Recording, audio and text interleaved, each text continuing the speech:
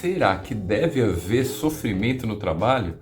Para as pessoas que buscam a Deus, o trabalho é bênção ou maldição? Eu acredito que esse não é um tema fácil de discutir, por isso que eu vou passar por diversos textos para que a gente venha refletir melhor a respeito desse assunto. Primeiro lá em Gênesis 3, verso 16. Quando a mulher e o homem se desviaram do propósito de Deus, Deus disse assim para a mulher: multiplicarei grandemente o seu sofrimento na gravidez. Com o sofrimento você dará à luz filhos. O seu desejo será para o seu marido e ele a dominará. E ao homem declarou: visto que você deu ouvidos à sua mulher e comeu do fruto da árvore da qual eu lhe ordenara que não comesse, maldita é a terra por sua causa. Com sofrimento você se alimentará dela todos os dias da sua vida. Ela lhe dará espinhos e ervas daninhas, e você terá que alimentar-se das plantas do campo. Com o suor do seu rosto você comerá o seu pão até que volte à terra, visto que dela foi tirado, porque você é pó e ao pó voltará. E é muito interessante perceber nesse texto que Deus dá uma ênfase para um castigo associado ao sofrimento. Muitas pessoas perguntam qual é a raiz, por que existe tanto sofrimento no mundo? E a explicação vem daqui de Gênesis 3. Esse é o castigo pelo fato do homem não ter conseguido se posicionar em obediência à palavra de Deus no jardim. Mas muita gente diz por aí que Jesus levou sobre si todo o sofrimento da humanidade, e eles se baseiam no texto de Isaías 53, por exemplo, aqui no verso 4, em que é dito assim: certamente ele tomou sobre si as nossas enfermidades, e sobre si levou as nossas doenças. Contudo, nós o consideramos castigado por Deus, por ele atingido e afligido. E enfim, depois você pode ver com calma que a crucificação de Jesus está diretamente associada com um sofrimento que nós deveríamos receber. Mas isso então significa que não haverá nenhum sofrimento nessa vida aqui nesse mundo? Será que não existe então nenhuma carga de sofrimento mais sobre aqueles que decidiram crer em Jesus? Então vem comigo no que Jesus mesmo disse ali em Mateus 11, verso 28. Venham a mim todos os que estão cansados e sobrecarregados, e eu lhes darei descanso.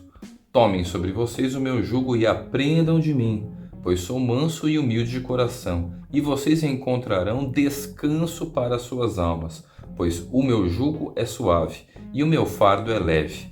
Então é bem interessante perceber aqui que Jesus está dizendo que existe um fardo leve. Ele não diz que veio acabar com todos os jugos, todas as cargas que a gente carrega. Existe um jugo sim, só que esse jugo é leve. Esse peso que devemos carregar, essa nossa cruz que carregamos a cada dia. Eu vejo muitos adultos, sejam eles pais, professores, orientando crianças e jovens a buscarem trabalhos que vão fazer com que eles gostem de executar aquilo. Trabalhos que vão ser uma alegria e não um sofrimento. E nos dias de hoje a gente tem visto muitos jovens se preocuparem em simplesmente ganhar sobre investimentos. Quer dizer, as pessoas elas querem facilidades para ganhar dinheiro, às vezes se envolvendo até com algumas coisas meio suspeitas. Isso sem falar com as pessoas que trabalham com o próprio YouTube e outras redes sociais que acabam querendo buscar um jeito de ganhar muito dinheiro de maneira muito rápida.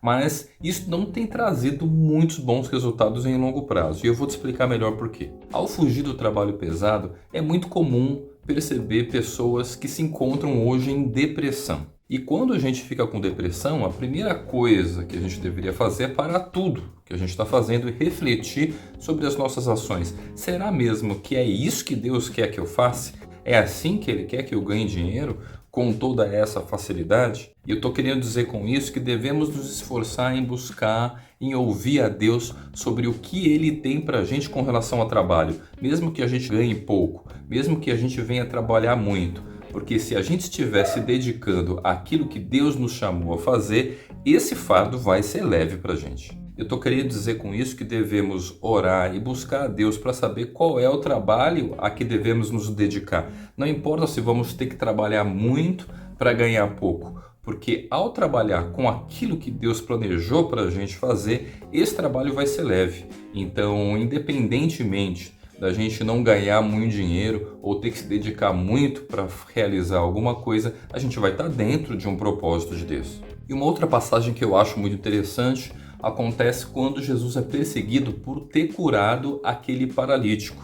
Então as pessoas questionam Jesus, por que ele fez a cura no sábado, sendo que para aquelas pessoas o sábado era um dia de descanso. Então Jesus responde assim para eles: meu pai continua trabalhando até hoje e eu também estou trabalhando. Então isso mostra para a gente que existe sim um trabalho santo e um trabalho profano. Isso não tem a ver com o dia da semana, não tem a ver com o fato de você guardar ou não o sábado, porque Deus ele pode te orientar dentro do Shabá para que você venha exercer um tipo de atividade que pode ser diferente dos outros dias ou não. A questão é, você está dentro do propósito de Deus em cada um dos dias da semana? Jesus está dizendo aqui que ele continua trabalhando e o Pai também continua trabalhando, porque existe um trabalho santo a ser feito no dia de santificação, porque nesse caso era trazer cura para as pessoas, trazer libertação para as pessoas. As pessoas que seguem um fundamentalismo mais religioso, às vezes acabam dizendo que não, você pode fazer o que você quiser nesse dia de sábado, enquanto que outras pessoas dizem que não, você precisa parar de fazer isso de acordo com a nossa visão institucional. Mas na verdade, a questão é o que nós temos ouvido do Pai para realizar no dia de sábado. E isso pode ser diferente a respeito do que ele tem dito para outra pessoa, para o seu vizinho, para o seu irmão. Agora, se você foi chamado por Deus a trazer cura e libertação para as pessoas no sábado, como Jesus também trabalhava, isso também não quer dizer que ao trabalhar no sábado não vai haver nenhuma dor.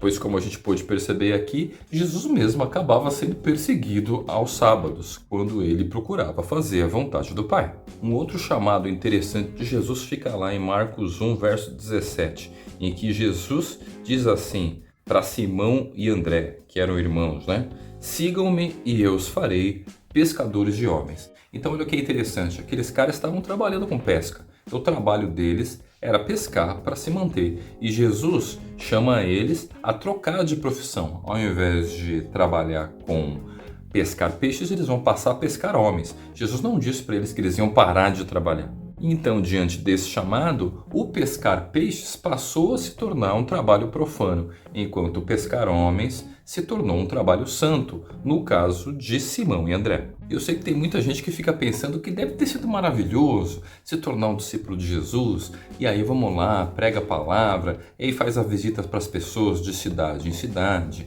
anuncia o reino de Deus. E a gente vê até relatos dos 72 que tinham sido enviados por Jesus para Israel, para anunciar o reino de Deus, voltando e dizendo que os demônios estavam se submetendo ao nome de Jesus. Em Lucas 10, verso 20, é bem interessante. Ele diz assim: contudo alegrem-se, não porque os espíritos se submetem a vocês, mas porque seus nomes estão escritos nos céus. Isso mostra pra gente que quando a gente acaba realizando as coisas que Deus quer, às vezes a gente acaba se empolgando e se alegrando em ver os resultados do nosso trabalho. Mas Jesus está nos ensinando aqui a não depender dessa dopamina de resultados. Isso porque se eu ficar viciado nos resultados da execução do meu trabalho, eu sempre vou querer ver resultados positivos. E nem sempre vai ser assim. Até porque os discípulos acabavam sendo perseguidos e muitos deles foram assassinados por causa de Jesus. Então a gente não faz as coisas por resultados que a gente pode mensurar nessa vida, mas sim pela fé, por acreditar que receberemos as recompensas depois dessa vida aqui na Terra, na vida eterna. Muitas pessoas acabam se motivando para trabalhar por se sentirem parte da sociedade, como se elas fossem uma engrenagem dela, e acabam se satisfazendo em conseguir completar com alguma coisa que vai beneficiar a sociedade. O problema é que a sociedade é o mundo. Mas então qual que é a obra que Deus quer que a gente realize? Então vem comigo aqui em João capítulo 6. No verso 28 perguntaram para Jesus: o que precisamos fazer para realizar as obras que Deus requer? Jesus respondeu: a obra de Deus é esta, crer naquele que Ele enviou. Então a resposta que Jesus dá aqui é muito simples, porque a palavra crer significa ser fiel. Então creia em Jesus. Seja fiel ao que Jesus disse para que seja feito. Seja fiel no que Jesus tem te dito no seu espírito, para que seja feito a cada um dos dias da sua vida. E se você tem interesse em saber qual é a sociedade que Jesus queria formar, então dá uma olhada nesse vídeo aqui e a gente se vê então nas próximas palavras. Falou! Se inscreva no canal e ative o sininho para receber as notificações dos próximos vídeos.